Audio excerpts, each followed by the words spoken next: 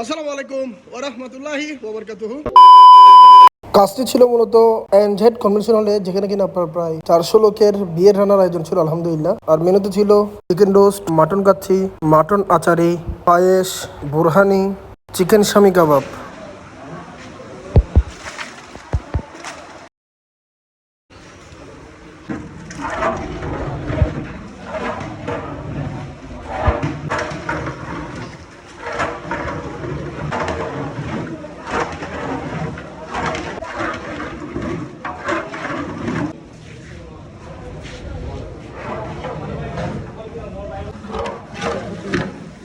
হ্যাঁ দিব দে।